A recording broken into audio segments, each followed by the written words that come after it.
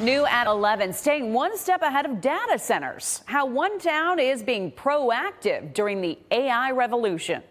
But I do want to make sure that they take everything into account when they're talking about mitigating potential harms.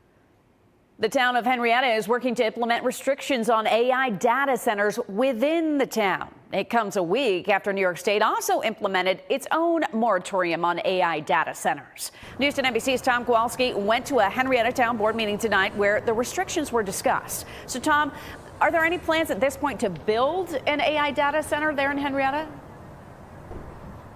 Nikki, no. At this time, there's currently no applications to build a data center anywhere within the town of Henrietta. Town Supervisor Steve Schultz tells me that there was someone looking into it about a year ago, but that didn't really go anywhere.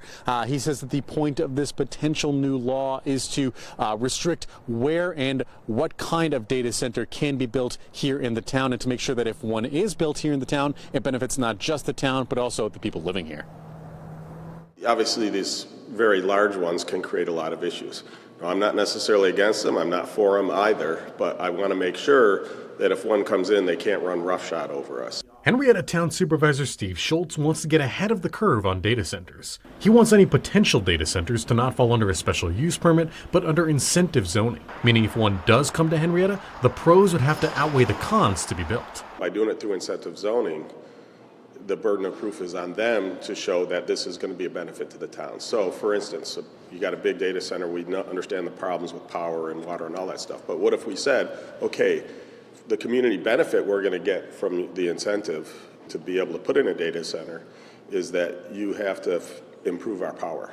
You have to have more megawatts available to our residents than before you came in. Schultz adds a potential data center can lower taxes and even create jobs in the area, albeit not many. Still, many people at the meeting were against any potential data centers entirely. In fact, I couldn't find a single person to speak on camera in favor of them. Elizabeth Grunette explains her concerns. They're concerned about the load on our electricity. They're concerned about the water, and those are extremely valid, but I didn't hear them talk about the light pollution and how in some of these data centers, I don't know what it would be like in one that might come here, but in some of these data centers, I understand that there are bright lights on 24 hours a day. The sound pollution sounds devastating.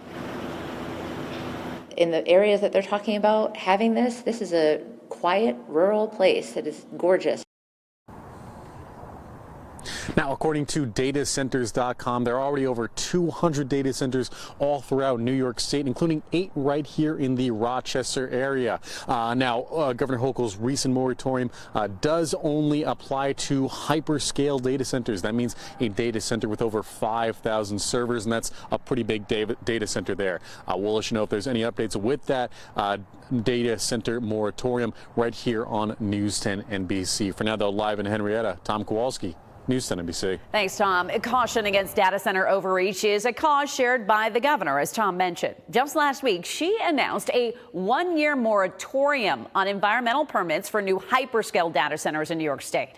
It pauses state permitting for new facilities while regulators create rules to address environmental impacts, energy demand, and water usage. In a roundtable held today, the governor says it will also give smaller municipalities time to prepare for negotiations with these powerful tech companies. And there are communities that are just going to say, we don't want the effect on our farmland, we don't want the effect on our water table, we don't want the effect on our communities. And so that is what we're giving everybody a little more breathing room, instead of having this jam down everybody right away and being threatened with lawsuits. Meanwhile, in our area, an international cloud-based tech business is establishing its U.S. headquarters in the town of Parenton. The South Korean Megazone Corporation plans to move into the Willowbrook Office Park off Pittsford Victor Road. More than $1 million in state tax credits is helping pay for upgrades to the facility. Megazone plans to create more than 120 jobs over the next 5 years.